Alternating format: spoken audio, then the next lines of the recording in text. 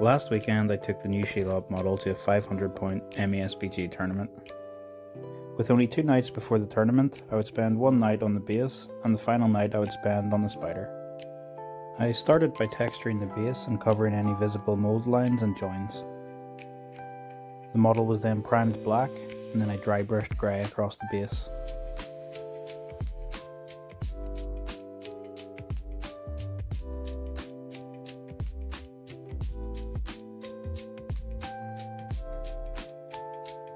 I continued to dry brush with lighter greys right up to white.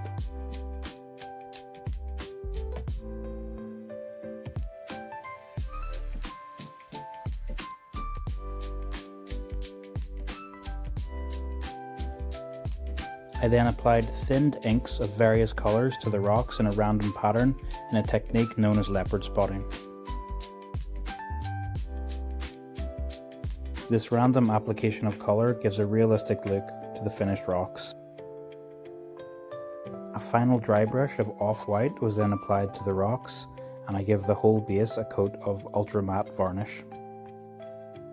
Once matted down, you can see that these rocks are pretty realistic looking and I'm pretty happy how they turned out. Then it was on to painting the spider and I give the whole spider a coat of coal black. Using a soft dry brush, I dry brushed white across the model, focusing on details like the face and abdomen.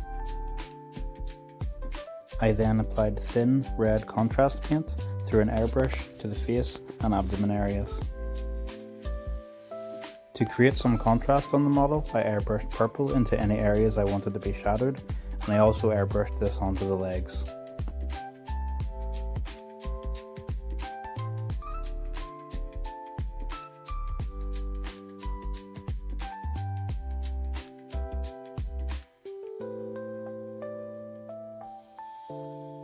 To give a kind of creepy iridescence that you see on some arachnids and insects, I glazed on green to the legs.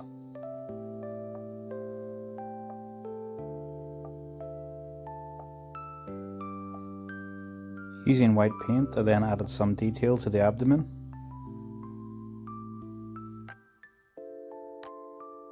I then glazed over these details using thin red and orange contrast paints.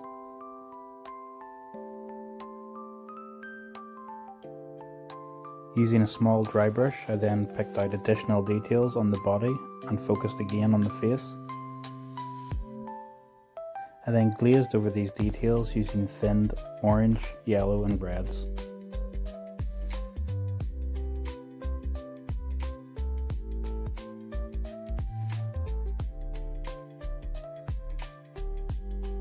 To finish the model, I glazed a little more green onto the legs and I picked out the eyes using black.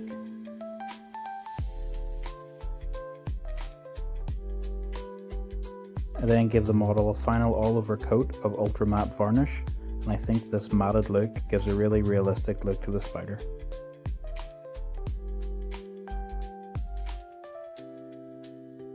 So onto my list, and at 500 points I would have 32 models. This consisted of Shagrat as my leader with 10 Mortar Urukai and 4 Mortar Urukai with 2-handed weapons. I would then have Gorbag with 14 Mortar Orcs with spear, 1 Mortar Orc with banner, and finally I had Shelob. In game 1 I was up against Harad in Clash by Moonlight. In this scenario, to score points you have to kill enemy heroes, so this was a bad matchup for my army as his only hero was the Mimic War Leader, and to kill him I would have to kill the Mimic. My plan for this game was to use Shelob's 6 wounds as a massive roadblock to stop any charges from the Mimic War Leader, then swarm the Mimic and try to take it down. Rather than engaging straight away, my opponent tried to take advantage of the fact that he had more bows, and this scenario you would get +1 to wound from shooting. After realising that wherever he moved I would just move out of his shoot distance, my opponent changed tactics and decided it was time to try and stomp over my army. So Shelob did her job, and she tanked the first charge from the Mimic, however she did take 4 wounds in the process. I then got Shagrat and as many models as I could into the combat, however due to Terror and Harbinger of Evil this was less models than I wanted. I called a strike with my leader and I won the combat, however I think I only did 2 or 3 wounds to the Mimic. start of the next turn I called a heroic move with Shagrat. However, the Mimic's War Leader ability to turn off a heroic move on a 4+ went off and cancelled my move. Because of this, the Mimic got to move first and could trample my army, and as you can see from the footage, it took out most of my army in one turn. At this point I had ran out of bodies, and my chances of taking down the Mimic were pretty slim. The Mimic had killed Shelob and broke my army, so my opponent was up in points. So to deny him any more points, I decided to protect my heroes and protect my banner and try my best to claim the centre objective. In the end, I was able to escape with just a narrow loss of 7-5. In Game 2, I was up against Assault on Helm's Deep, and the scenario was Retrieval. In this scenario, you're trying to get an objective from your opponent's half and move it into your own half of the board. Our lines clashed in the first turn, and my opponent's superior defense meant that my army was dropping quicker than his.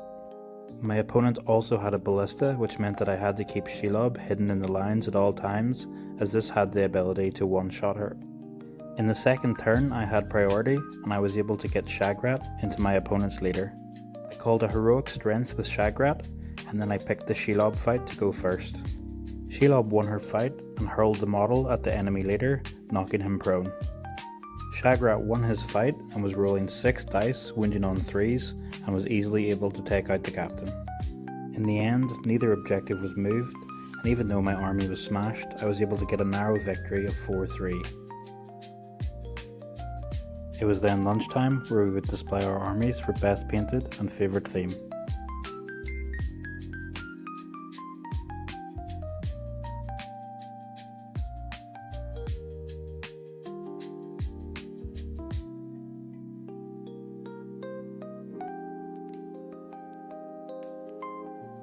In Game 3, I was up against Garrison of Athelion, and the scenario would be Breakthrough. In this scenario, you have to hold objectives around the board, with objectives in your opponent's half being worth more points at the end of the game. My opponent had the shooting advantage, and he decided to sit back and shoot for the first few turns. However, I think this was a mistake, as it allowed me to push his back objective from early in the game. The first few rounds of combat did not go my way, and I took heavy casualties on my Mordor Uruk-hai. Shelob also didn't win a fight for the first 3 turns. My opponent slightly overcommitted with Faramir, getting some early kills. However, out of might and trapped, I was able to kill him with my leader. Towards the end of the game, Shelob was able to kill 5 models thanks to being able to strike spear supports. This flipped the game on its head and put me back in the game. At the end of the game, I was holding a side objective. I also took the objective in my opponent's half, broke his army, and killed his leader, allowing me to win 12-2. In Game 4, I was against Corsair fleets, and the scenario was Lords of Battle. The objective of this scenario is to score more wounds on your opponent's army than they can score on yours. This was a poor matchup for my army, as my opponent had 13 strength 4 crossbows, which would be wounding my troops on 4s. He also had a number of throwing weapons on his troops. My opponent did the correct thing and set back to shoot, meaning my army would have to endure 3 turns of shooting before I could reach combat.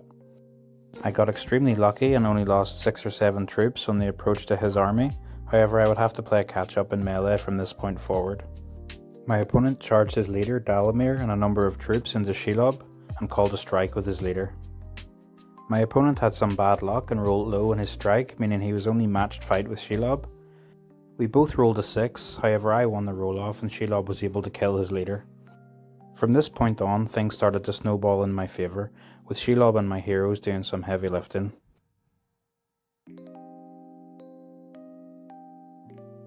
In the end, I was able to table my opponent's force, giving me a win of 18-1.